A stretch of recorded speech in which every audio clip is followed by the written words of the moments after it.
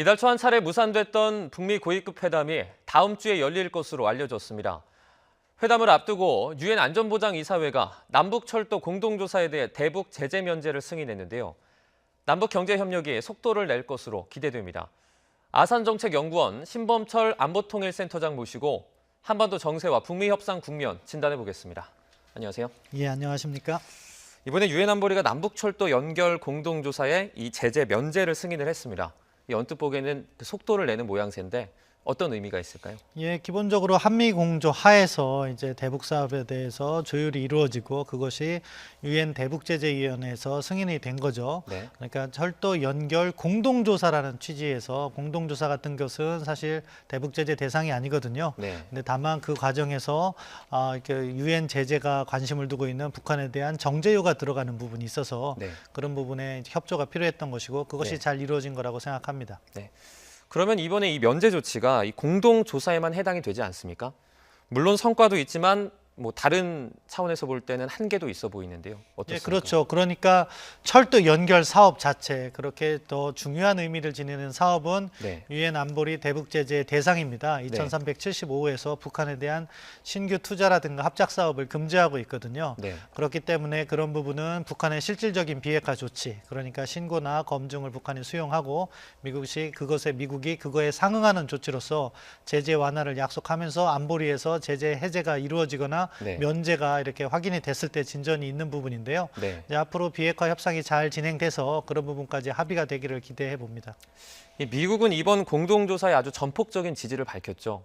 실제 아무래도 이번 안보리의 조치도 이 미국의 영향력이 있었을 것 같은데요. 어떻게 보십니까? 네, 그렇습니다. 결국 그 유엔 안보리 대북제재위원회는 안보리 상임이사국들의 공동 동의가 필요한데요. 네. 지금 제재 문제를 심각하게 거론하는 것이 미국이기 때문에 미국을 설득하면 뭐 이런 제재 면제 같은 것은 쉽게 진행될 수 있다고 봅니다. 그런 네. 차원에서 이번에 한미가 협조를 해서 공동조사 사업을 한 것은 나름대로 그러한 과정에서 의미가 있다 이렇게 평가를 하는데요. 네. 사실 이것은 뭐 또 한미 공조가 잘 됐다고 하면 훨씬 더 8월부터 가능했던 사업이었기 때문에 네. 그런 부분에 있어서는 이제 앞으로 조율을 잘 해나가면서 이렇게 진행하는 그러한 과제는 여전히 남아 있다고 생각합니다. 네.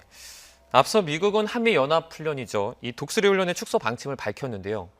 최근에 미국이 보이는 이런 기조도 좀 이런 거랑 관련이 있을 것 같아요. 어떤 의미가 있습니까? 예, 미국도 이 북한과의 대화 기조만큼은 이어가고 싶어 하는 것이죠. 그래서 그 과정에서 미국이 협조해야 될 부분 하고 있다. 그렇게 생각합니다. 네. 6.12 싱가포르 북미 정상회담 바로 직후에 트럼프 대통령이 주요 그 한미 연합군사훈련을 연기한다고 했어요. 네. 그런 차원에서 지난달 말이죠. 한미 국방장관 회담 SCM이라고 하는데 거기에서는 12월 1일까지 내년도에 있을 주요 군사훈련에 대해서 네. 의견을 정리한다 이렇게 했는데 그것과 관련해서 이제 매티스 국방장관이 네. 외교적 일정에 부담되지 않는 범위 내에서 연합군사훈련을 하겠다는 일반적인 원칙을 밝힌 거라고 보고요. 네. 이 부분은 또 이제 내년 초로 예정된 트럼프 대통령과 김정은 위원장 간의 정상회담이 잘 진행돼서 합의가 나온다면 다시 한 번 더 연기가 될 수 있다고 생각합니다. 네. 그렇지만 반대로 그런 정상회담이 지연된다면은 약간 규모는 커질 수 있다고 생각해요. 다만 그 경우에도 미국이 대화 기조를 이어가기 위해서 전략자산 반입이나 뭐 참수작전 같은 것은 제외를 할 그런 가능성이 높다 그렇게 평가합니다. 방금 말씀드린 것과 좀 연계되긴 하는데요. 올해 있었던 을지 프리덤 가디언과 또 비질런트 에이스가 연기되지 않았습니까? 유예되지 않았습니까? 정확히 말하면. 그렇다면 내년에도 올해와 비슷한 분위기가 좀 이어질 수 있을지 좀 기대가 되기도 하는데 어떻게 보십니까? 예, 그 맥락에서 말씀드렸던 건데요. 내년에도 그러한 커다란 한미 연합군사 훈련 같은 경우에는 네. 비핵화 협상이 잘 진행될 경우 계속돼서 연기될 거라고 봅니다. 지금 뭐 외교적 행보에 부담을 주지 않는 규모로 축소해서 하겠다고 하는데 네. 만약에 비핵화 협상의 진전이 빨리 이루어진다면 네. 다시 한번 유예될 수가 있는 거고요. 네. 그것이 약간 지연된다고 하면 미국 측에서는 약간 그 규모를 키우면서 북한을 압박할 수도 있다고 보는데요. 네. 그것은 내년 1월 또는 2월로 예정되는 북미 정상회담 그것에 따라서 많이 좌우될 것 같습니다. 네. 이달 초에 무산된 북미 고위급 회담이 이 다음 주에 열린다는 얘기가 있습니다. 아직 확정된 건 아니죠? 예, 이번 주 초에 그런 이야기가 나왔었는데요. 가능성은 조금 더 줄어든 것 같아요. 네. 왜냐하면은 지금 북한 측 입장에서는 고위급 회담을 갖겠다고 결심을 하더라도 네. 김영철 노동당 부위원장이 뉴욕에 갔을 때 트럼프 대통령을 지난번처럼 예방하고 싶어 할 겁니다. 네. 그러면서 북미 간의 대등한 그 상호주의 입장을 갖다가 과시하려고 할 건데요. 트럼프 대통령이 28일부터 G20 회의를 위해서 아르헨티나로 출장을 가요. 네. 그러다 보면 그 이전 다음 주 화요일까지 개최가 돼야 되는 건데 그러려면 지금 그런 발표라든가 북한 측의 움직임이 있어야 되는데 아직 발표가 되지 않고 있거든요. 네. 따라서 고위급 회담이 개최되더라도 12월 초로 미뤄질 가능성이 높다고 평가합니다. 네. 그 일정상 문제 때문에 약간 미뤄질 것으로 예상한다. 예, 일정상 문제도 있고 지금 아직 그 내용과 관련해서 네. 미국은 고위급 회담에 적극적인 입장인데 반해서 북한이 약간 이것을 꺼리는 모습이 있는 것 같아요. 북한 네. 입장에서는 이러한 고위급 회담이나 실무회담보다는 정상회담 차원에서 이 큰 틀의 합의를 선호한 것 같습니다. 그런 차원에서 약간 시간을 지연하는 것 같고 반대로 미국과 같은 경우에는 정상회담 이전에 고위급 회담이나 실무회담을 통해서 북한 핵에 대한 신고 검증 이 부분을 확보하고 정상회담을 가져가려는 모습이 있어서요. 네. 아직은 약간 서로 팽팽한 줄다리기가 지속되고 있다. 그렇게 평가합니다. 미국은 내년 초에 정상회담을 희망한다는 얘기를 지속적으로 하고 있습니다. 그 북미 관계에 대해서 지금 이 워싱턴 전가의 분위기는 어떻습니까? 트럼프 행정부가 가장 대화에 적극적인 모습인 거죠. 그리고 네. 트럼프 행정부는 반복적으로 지금 대화가 잘 진행되고 있고 커다란 성과가 있다. 그것은 북한이 이 대화를 진행함으로써 핵실험과 미사일 실험을 하지 않고 있어서 미국 본토에 대한 안전이 지켜지고 있다. 이것을 성과로 내세우고 있습니다. 네. 사실 민주당 측에서도 이 대화 기조 유지하는 것은 뭐 긍정적으로 평가할 거예요. 기조가 원래 그랬으니까. 네. 근데 다만 지금 구체적인 협상이 약간 지연되는 것은 트럼프 행정부가 너무 성급하게 정상회담을 했다. 그것은 과거 입장은 북한이 신고 검증이나 이 비핵화 로드맵에 합의해 준 다음에 네. 정상회담을 하면서 북한의 변화를 견인했어야 되는데 트럼프 대통령이 그러한 준비 없이 정상회담만 바로 가니까 네. 잘못된 협상을 하는 것이 아니냐 이런 비판을 하는데요. 뭐 그 부분은 본질적인 부분은 아니라고 생각합니다. 앞으로 고위급 회담이 개최돼서 정상회담을 이어지는 과정에서 북핵에 대한 신고 검증을 확보한다면 별 네. 문제가 없는데 이것이 지연되면은 그만큼 반대의 목소리는 많이 나오겠죠. 사실 북미 정상회담이라고 하면 언뜻 보기에 북한이 조금 서두를 것 같은데 그게 좀 반대가 된 모양새네요. 미국 같은 경우 이렇게 서두르는 이유가 좀 특별히 있을까요? 미국도 뭐 서두르는 입장은 아니에요. 다만 지금 네. 트럼프 행정부가 이 대화가 잘 진행되고 있다는 것을 이야기하고 있기 때문에 그리고 실무회담이나 고위급 회담을 통해서 무언가 약간 신고 검증 부분을 논의하고 싶기 때문에 강조를 하는 것이고요. 네. 뭐 폼페이오 국무장관과 트럼프 대통령, 펜스 부통령도 이야기했듯이 제재라는 수단을 가지고 조금 북한의 변화를 유도하기 위해서 길게 가져가겠다. 그런 이야기는 계속해서 하고 있습니다. 네. 뭐 어쨌든 조금 연기가 되더라도 이 북미 고위급 회담의 최대 관심사는 어쨌든 비핵화일 것 같습니다.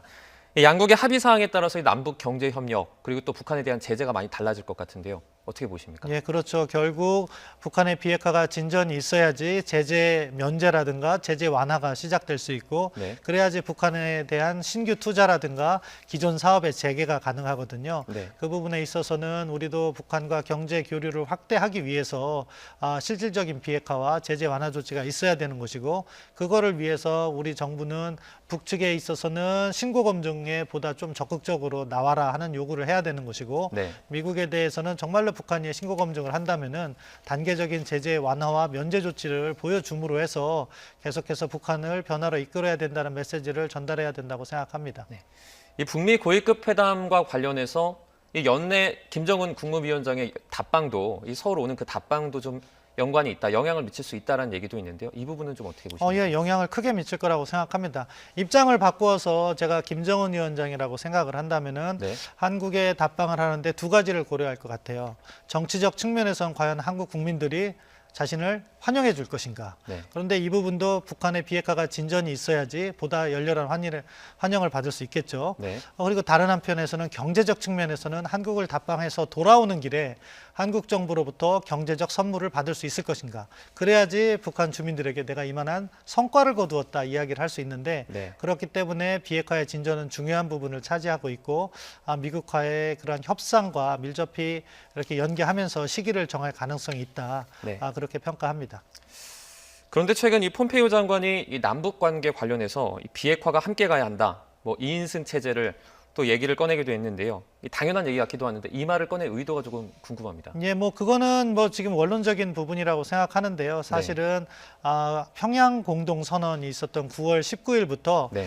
스티브 비건 대북정책 특별 담당관이 한국에 마지막으로 왔던 10월 말까지 약간 한미 간의 이견이 노출됐었습니다. 그러니까 군사 분야 부속 합의서는 뭐 폼페이오 국무장관이 강경화 장관한테 화를 냈다는 이야기가 있는 것처럼 네. 약간 조율이 잘 안 됐던 부분이 있고 네. 우리가 대북 제재 완화 부분을 이야기한 것을 미국 정부가 불편하게 생각했던 것 같아요. 네. 그 부분이 있었는데 이제 그것을 조율하면서 이제는 워킹그룹이 출범했기 때문에 그러한 문제가 발생하지 않을 거라고 보는데 네. 그 과정을 다시 한번 언급한 거라고 생각하고요. 앞으로는 그런 일이 줄어들 거라고 생각합니다. 네. 예, 다음 주에는 G20 정상회의가 열립니다. 여기서 이제 한미 정상회담도 추진이 되고 있다고 알려져 있는데요. 아직 확정된 건 아니죠? 예, 뭐 우리 정부 입장에서는 그것을 추진하고 있다 이렇게 발표했는데 네. 아마 잘 될 거라고 생각합니다. 네. 뭐 지금 북핵 문제가 워낙 중요한 순간이고 뭐 한국과 미국은 동맹 관계이기 때문에 우리가 네. 요청을 하면 대부분 받아줘요. 네. 이번에 뭐 트럼프 대통령도 상당히 중요한 G20 회의거든요. 네. 중국과 한번 일합을 겨루는 에이펙 때 정말 한번 문제가 역사적 의미가 있는 그러한 미중 정상회담을 앞두기 때문에 네. 일정은 촉박할 거지만 뭐 정상회담을 개최하고 네. 북한 핵 문제라든가 여러 가지 문제를 논의할 거라고 생각합니다. 네. 이번에 만약에 한미 정상회담이 뭐 성사되고 또 잘 진행이 된다면 이 미국의 어떤 비핵화 의지, 북한에 대한 비핵화 의지를 더 확실히 확인할 수 있는 계기가 되겠네요. 예, 그렇죠. 뭐 정상회담을 통해서 뭐 공동 발표를 하시든지 뭐 언론에 이렇게 발표를 하든지 할 가능성이 있는데 그 네. 과정에서 미국 트럼프 대통령의 비핵화 의지는 당연히 포함될 거라고 생각합니다. 네. 이번 G20에 만약에 이 한미 정상이 만나게 된다면 좀 논의될 만한 의제들 어떤 것들이 있을까요? 뭐 가장 중요한 것이 지금은 핵 문제라고 생각하고요. 그래서 네. 뭐 북미 간에 어떠한 논의가 있는지를 갖다가 공유하고 네. 우리 정부의 입장을 잘 전달하고 한미가 공동 보조를 맞춰 나가겠다. 그 정도의 논의가 이루어질 겁니다. 네. 그리고 그거 외에도 사실 한미 간에 여러 가지 현안이 있는 거죠. 네. 안보 차원에서 지금 방위비 분담금 협상이 잘 진행되지 않은데 네. 전통적으로 보면 트럼프 대통령은 그걸 강조할 것 같아요. 거기에 대해서는 또 우리 문재인 대통령께서 적절한 방어를 하셔야 된다고 생각하고요. 네. 그 밖에 이제 항상 중요한 과제였던 경제 분야의 협력이 있는 거죠. 그래서 FTA 같은 것을 잘 해결했는데 사실 우리가 언론에는 부각되지 않지만 전문직 비자 문제가 항상 한미 간에 문제가 되었습니다. 네. 그것을 확대함으로써 우리가 미국에 진출을 할 수 있는 전문직들의 일자리를 확충하는 그런 경제 분야의 협력도 이번에 좀 잘 진전이 됐으면 하는 바람입니다. 네. 아까 잠깐 언급되기도 했는데요. 이 G20 중에 미중 정상회담이 예정이 돼 있습니다. 그 사실 에이펙 회담에서 한번 부딪히기도 했죠. 이번에 만남에서 이 두 국가가 중요한 합의를 좀 이끌어낼 수 있을까요? 예, 뭐 분석을 보면 반반인 것 같아요. 네. 사실 미국도 어렵거든요. 이 경제 전쟁이라는 것은 네. 어느 일방만 피해가 있는 것이 아니기 때문에 미국도 피해가 발생하고 있고 그렇기 때문에 미국 내에서도 타협을 하라는 목소리가 많이 제기되고 있습니다. 그런 측면에서는 적정한 타협 가능성도 예측되는데 트럼프 행정부는 약간 다른 것 같아요. 왜냐하면은 지금 중국이 미국을 전략적 경쟁자로서 부각이 되면서 따라잡으려고 하고 있기 때문에 그 네. 부분은 확실히 제압하고 가겠다 하는 의지가 강한 걸로 봐서는 네. 약간의 논쟁이 여전히 남아있을 가능성이 저는 더 높다고 생각합니다. 네. 알겠습니다. 지금까지 아산정책연구원 신범철 안보통일센터장을 모시고 한반도 정세와 북미 협상 국면을 진단해봤습니다. 오늘 말씀 고맙습니다. 네, 감사합니다. 국회 예산결산특별위원회가 새 예산안을 깎고 늘리는 일을 담당하는 소위원회를 주말에도 가동하면서 예산 심사의 속도를 높이고 있습니다. 하지만 여야의 충돌과 파행이 계속되면서 졸속 심사 우려는 가시지 않고 있습니다. 우철이 기자입니다. 휴일에도 국회는 예산 심사를 기다리는 공무원들로 북적였습니다. 여야 갈등으로 예산안 조정 소위원회가 지각 출발하면서 주말까지 반납하게 된 겁니다. 이러니까 날마다 이러는 건 아니니까. 뒤늦게 초치기 심사에 들어간 여야 의원들은 부실 심사가 되지 않도록 최선을 다하겠다고 약속했습니다. 주말 동안 정말 열심히 일하겠습니다. 저희가 현미경 심사 해야 되고요. 잠을 아끼고 제가 시간을 초놈을 아껴서 촘촘한 심사를 하고. 하지만 예산심사 소위가 본격적으로 시작하기도 전에 4조 원의 세입 결손이 발생한 것을 두고 팽팽한 기싸움을 벌였습니다. 야당이 당장 세수 대책부터 마련하라고 쏘아붙이자 정부 여당은 예산심사 과정을 좀 더 지켜보자고 맞섰습니다. 심사하면서 전체 이제 증액과 감액안 등 이런 것들을 다 보면서 나중에 그에 대해서 같이 다 보고서 봐야죠. 특히 통일부 예산안 심사에서는 남북협력기금 삭감과 비공개 사업 내역을 두고 거세게 맞붙었습니다. 야당은 이른바 깜깜이 북한 퍼주기 예산이라며 정부가 비공개 내역에 대한 최소한의 설명조차 하지 않고 있다며 반발하자 여당은 비공개 내역까지 제출하라는 건 무리한 요구라며 정부 관계자들을 취조하는 자리가 아니라고 맞받았습니다. 고성과 막말이 오간 끝에 자정을 넘겨서까지 회의를 거듭했지만 통일부 예산심사는 전체가 보류됐습니다. 통일부 심사 일정은 정해졌나요? 같이 간사분들은? 아니요. 아직 그건 안 정해졌습니다. 그건 안 정해졌고. 기획재정부 예산심의에서는 자유한국당 심재철 의원의 비인가 정보 유출 사건이 도마 위에 올랐는데 보안 허술의 책임을 둘러싼 줄다리기 끝에 한국재정정보원의 성과급 예산 절반이 삭감됐습니다. 일자리와 저출산 등 여야가 내세우는 핵심 예산 논의로 들어가면 여야의 신경전은 더욱 거세질 전망입니다. 예산안 심사 시한은 오는 30일까지로 일주일도 채 남지 않았습니다. 계속된 파행과 충돌로 뒤따르는 심사는 그만큼 졸속으로 이뤄질 우려가 커지고 있습니다. YTN 우철입니다.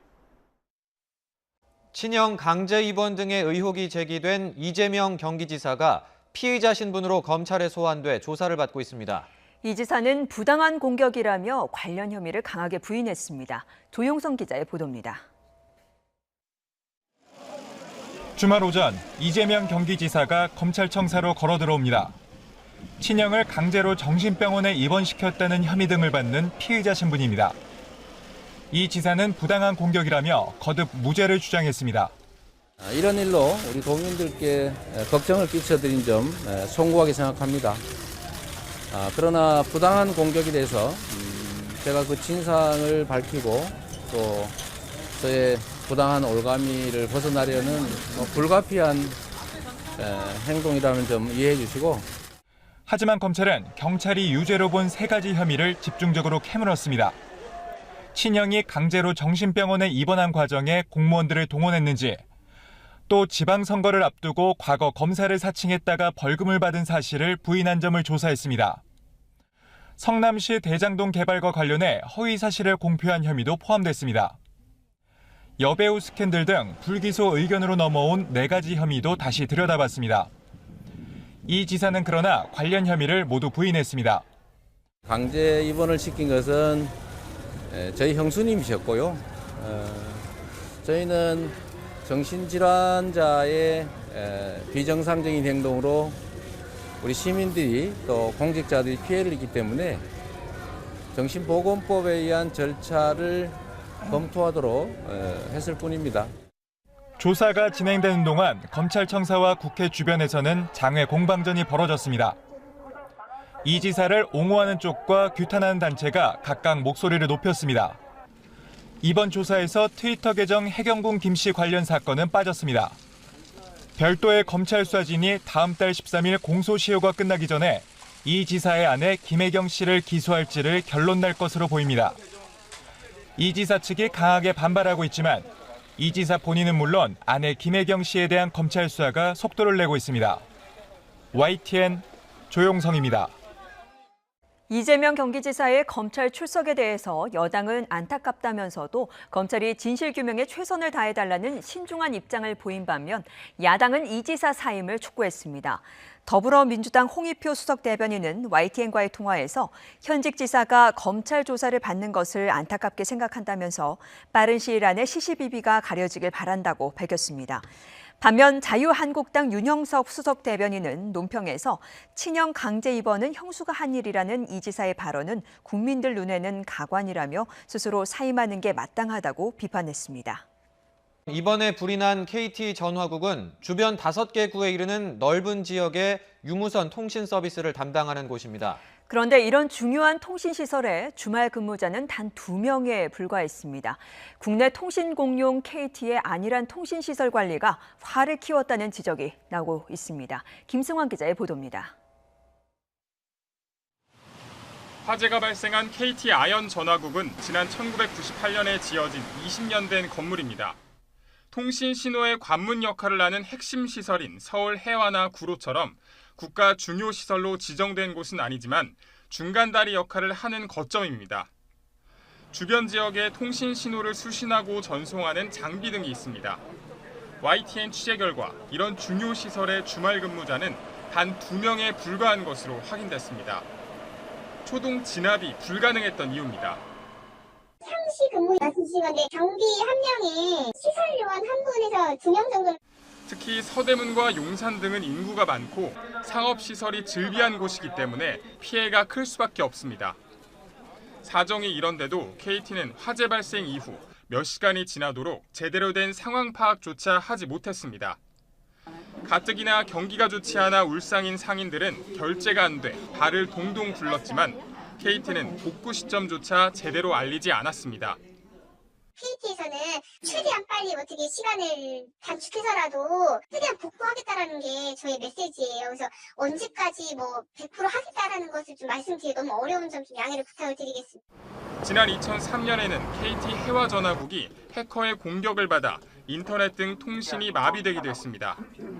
5세대 이동통신 상용화를 앞두고 국내 최대 통신사 KT의 허술한 통신망 관리가 또다시 도마에 올랐습니다.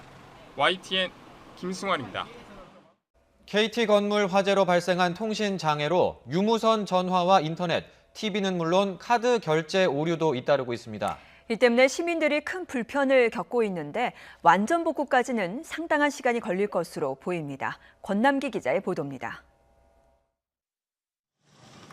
결제 오류, 승인 거절. KT 화재 빌딩 인근 상점에선 아무리 기다려도 카드 결제가 되지 않습니다. 현금 안 가져오셨어? 좀 떨어진 서울 마포등도 마찬가지. 입구에 아예 카드 결제가 안 된다고 써붙였습니다. 주말 대목에 음식점마다 비상이 걸렸습니다.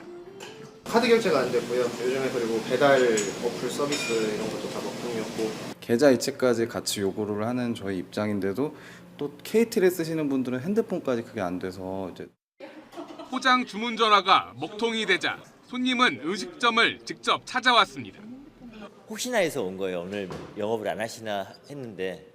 평소 한산했던 지하철 공중전화 부스엔 사람들이 줄을 섰습니다. 사람들이 좀 몰려 있어서 가보니 그 공중전화 박스에 그렇게 사람들이 많더라고요. KT에 가입한 사람들의 휴대전화와 유선전화, 초고속 인터넷, IPTV 등 사실상 모든 통신 서비스가 먹통이 된 겁니다. 통화 연결음이 띠리리리 이렇게 나잖아요. 그런데 그게 아예 안 났어요. 전화기에 이상이 있는 줄 알았는데. 문제는 복구 시간입니다. KT 측은 일단 내일까지 휴대전화 피해의 90%를 복구하겠다고 밝혔습니다. 여기 복구에는 좀 더 시일이 걸릴 거로 예상이 되고 내일까지 한 90% 정도 복구할 계획이 있습니다. 하지만 나머지 유선전화와 인터넷, 카드 결제 서비스 정상화는 시간이 더 걸릴 것으로 보입니다. 최대 이틀 정도로 예상됩니다.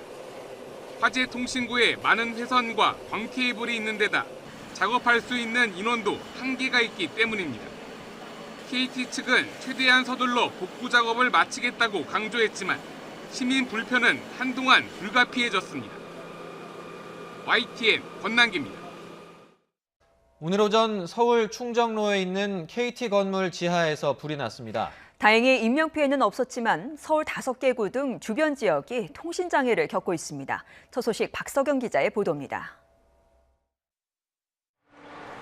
건물 사이로 연기가 피어올라 앞을 제대로 구분하기가 힘듭니다. 소방대원들은 주변 맨홀 구멍에 소화액을 채우는 등 불을 끄기 위해 분주하게 움직입니다. 네, 냄새가 나서 올라와 보니까 KT 건물 지하에서 그 검은 연기가 나더라고요. 서울 서대문구 충정로 KT 아현 빌딩에서 불이 난 건 오전 11시 10분쯤. 광케이블 220조와 유선전화 해선 16만 8천여 개가 있는 지하 1층 및 통신구에서 시작됐습니다. 통신 장비를 싸고 있는 플라스틱 재질의 피복이 타면서 연기가 심하게 났고 대응 1단계까지 내려졌습니다. 불이 난 현장입니다. 건물 지하에서부터 뿌연 연기가 뿜어져 나와 건물 위층까지 번졌습니다.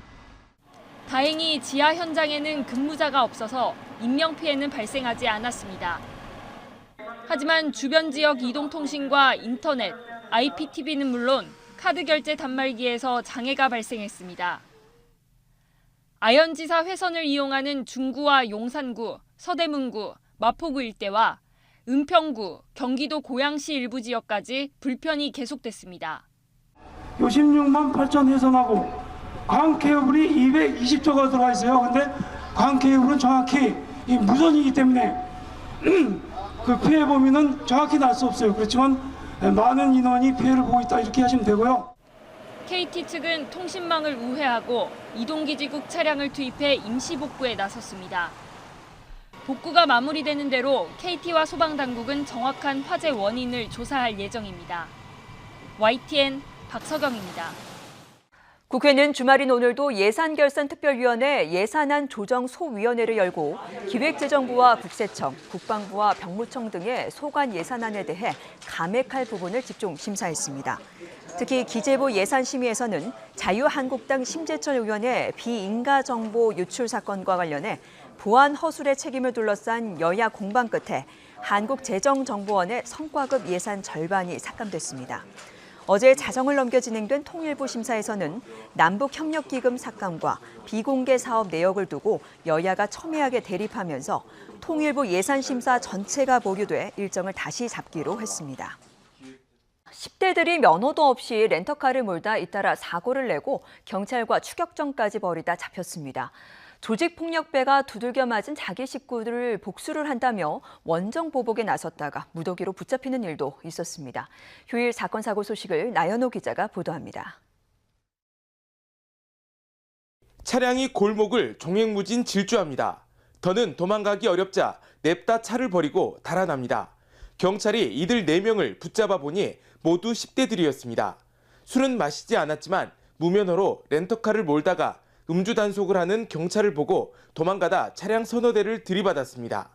경찰은 이들이 무면허로 렌터카를 몰게 된 경위를 조사하고 있으며 도주한 또 다른 10대 1명을 쫓고 있습니다. 정박한 어선에서 시뻘건 불길과 함께 검은 연기가 치솟습니다. 119 소방대원이 진화하려고 안간힘을 써보지만 불길은 쉽게 잡히지 않습니다. 불은 바람을 타고 옆 선박으로 옮겨 붙었고 모두 2척이 피해를 봤습니다. 이 가운데 한 척은 정박해 놓은 밧줄이 끊겨 불이 붙은 채 표류하기까지 했습니다. 바람이 아주 심하게 불어가지고 그 하대 진압에 어려움이 있었습니다. 그 안에 또 배에 그 유류가 있어가지고 그 진압하는데 어려움이 상당히 많았습니다. 광주광역시에서는 조직폭력배 12명이 무더기로 체포됐습니다. 자신의 조직원들이 다른 조직원에게 맞고 오자 복수를 하러 인천과 서울에서 광주까지 원정을 나왔다가 체포됐습니다. 경찰은 이들 외에도 도주한 조폭들이 20-30명에 달할 것으로 보고 뒤를 쫓고 있습니다. 갯바위에 고립된 낚시꾼을 해경이 밧줄을 이용해 가까스로 구조합니다. 오전에만 제주 한경면과 용담동 갯바위에서 52살 신모 씨 등 낚시꾼 3명이 구조됐습니다. 이들은 갯바위에서 바다 낚시를 하다가 만조시각 불어난 물에 고립된 것으로 조사됐습니다. YTN 나연호입니다. KT 건물 화재로 인한 통신장애로 유무선 전화와 인터넷, TV는 물론 카드 결제 오류도 잇따르고 있습니다. 시민들이 큰 불편을 겪고 있는데 완전 복구까지는 상당한 시간이 걸릴 것으로 보입니다. 권남기 기자의 보도입니다. 결제 오류, 승인 거절. KT 화재 빌딩 인근 상점에선 아무리 기다려도 카드 결제가 되지 않습니다. 현금 안 가져오셨어? 좀 떨어진 서울 마포 등도 마찬가지. 입구에 아예 카드 결제가 안 된다고 써붙였습니다. 주말 대목에 음식점마다 비상이 걸렸습니다. 카드 결제가 안 됐고요. 요즘에 그리고 배달 어플 서비스 이런 것도 다 먹통이었고. 계좌 이체까지 같이 요구를 하는 저희 입장인데도 또 KT를 쓰시는 분들은 핸드폰까지 그게 안 돼서 이제 포장 주문 전화가 먹통이 되자 손님은 음식점을 직접 찾아왔습니다. 혹시나 해서 온 거예요. 오늘 영업을 안 하시나 했는데. 평소 한산했던 지하철 공중전화 부스엔 사람들이 줄을 섰습니다. 사람들이 좀 몰려 있어서 가보니 그 공중전화 박스에 그렇게 사람들이 많더라고요. KT에 가입한 사람들의 휴대전화와 유선전화, 초고속 인터넷, IPTV 등 사실상 모든 통신 서비스가 먹통이 된 겁니다. 통화 연결음이 뭐 띠리리리 뭐 이렇게 나잖아요. 그런데 그게 아예 안 났어요. 전화기에 이상이 있는 줄 알았는데. 문제는 복구 시간입니다. KT 측은 일단 내일까지 휴대전화 피해의 90%를 복구하겠다고 밝혔습니다. 여기 복구에는 좀 더 시일이 걸릴 거로 예상이 되고 내일까지 한 90% 정도 복구할 계획이 있습니다. 하지만 나머지 유선전화와 인터넷, 카드 결제 서비스 정상화는 시간이 더 걸릴 것으로 보입니다. 최대 이틀 정도로 예상됩니다. 화재 통신구에 많은 회선과 광 케이블이 있는 데다 작업할 수 있는 인원도 한계가 있기 때문입니다. KT 측은 최대한 서둘러 복구 작업을 마치겠다고 강조했지만 시민 불편은 한동안 불가피해졌습니다. YTN 권남기입니다. 오늘 서울 충정로 KT빌딩 지하에서 불이 나 서울 5개 구와 경기 고양시 일부 지역에서 통신장애가 발생했습니다. 오늘 오전 11시 10분쯤 서울 충정로 KT 아현빌딩 지하 1층 및 통신구에서 원인을 알 수 없는 불이 났습니다. 지하에서 근무하는 사람이 없어 다친 사람은 없는 것으로 파악됐지만 광 케이블 220조와 유선 전화 회선 16만여 개가 타면서 서울 서대문구와 마포구, 중구, 용산구, 은평구 등 5개 구에서 유무선 통신이 제대로 되지 않고 있습니다. KT는 유선 전화와 휴대전화 외에 인터넷과 IPTV, 카드 결제 단말기 등에도 장애가 발생하고 있다고 전했습니다. 해경군 김씨 트위터 계정과 친형 강제 입원 논란의 당사자인 이재명 경기지사에 대한 더불어민주당의 출당 조치를 요구하는 집회가 열렸습니다. 이재명 출당과 탈당을 촉구하는 당원 연합 회원들은 오늘 오후 서울 여의도 더불어민주당사 앞에서 집회를 열어 이 지사를 그냥 둔 채 자유한국당을 욕할 수 없고 이 지사를 감싸면 민주당도 적폐라며 출당과 탈당을 촉구했습니다. 이들은 연말까지 매주 토요일마다 민주당사 앞에서 같은 집회를 이어갈 계획입니다. 친형 강제 입원 의혹 등이 제기된 이재명 경기도지사가 오늘 검찰에 출석해 조사를 받고 있습니다. 수원지방검찰청 성남지청은 오늘 오전 10시 이 지사를 피의자 신분으로 소환했습니다. 조사에 앞서 이 지사는 형을 강제 입원시킨 것은 형수님이라며 혐의를 부인했습니다. 또 부당한 공격에 대한 진상을 밝히기 위해 검찰 조사에 성실히 임하겠다고 말했습니다. 오늘 서울에 내린 첫눈의 적설량이 8.8cm를 기록하면서 지난 1981년 첫눈 집계 이후 최고치를 갈아치웠습니다. 기상청은 오전 6시 20분쯤 서울에 처음 눈이 내리기 시작해 3시간 만에 8.8cm가 쌓였다고 밝혔습니다. 이는 지난 1981년 첫눈을 집계한 이후 최고 적설량입니다. 강원도 정선 11.5cm, 경기도 양평과 가평 11cm 등 강원도와 충북, 경북 북부에도 눈이 내렸습니다. 오늘 오전 서울 충정로에 있는 KT 건물 지하에서 불이 났습니다. 다행히 인명피해는 없었지만 서울 5개 구 등 주변 지역이 통신장애를 겪고 있습니다. 박서경 기자가 보도합니다. 건물 사이로 연기가 피어올라 앞을 제대로 구분하기가 힘듭니다. 소방대원들은 주변 맨홀 구멍에 소화액을 채우는 등 불을 끄기 위해 분주하게 움직입니다. 네, 냄새가 나서 올라와 보니까 KT 건물 지하에서 검은 연기가 나더라고요. 서울 서대문구 충정로 KT 아현빌딩에서 불이 난 건 오전 11시 10분쯤. 광 케이블 220조와 유선 전화 회선 16만 8천여 개가 있는 지하 1층 및 통신구에서 시작됐습니다. 통신 장비를 싸고 있는 플라스틱 재질의 피복이 타면서 연기가 심하게 났고 대응 1단계까지 내려졌습니다. 불이 난 현장입니다. 건물 지하에서부터 뿌연 연기가 뿜어져 나와 건물 위층까지 번졌습니다. 다행히 지하 현장에는 근무자가 없어서 인명피해는 발생하지 않았습니다. 하지만 주변 지역 이동통신과 인터넷, IPTV는 물론 카드 결제 단말기에서 장애가 발생했습니다. 아현지사 회선을 이용하는 중구와 용산구, 서대문구, 마포구 일대와 은평구, 경기도 고양시 일부 지역까지 불편이 계속됐습니다. 요 16만 8천 해선하고 광 케이블이 220조가 들어와 있어요. 근데 광 케이블은 정확히 이 무선이기 때문에 그 피해 범위는 정확히 날 수 없어요. 그렇지만 많은 인원이 피해를 보고 있다 이렇게 하시면 되고요. KT 측은 통신망을 우회하고 이동기지국 차량을 투입해 임시 복구에 나섰습니다. 복구가 마무리되는 대로 KT와 소방당국은 정확한 화재 원인을 조사할 예정입니다. YTN 박서경입니다.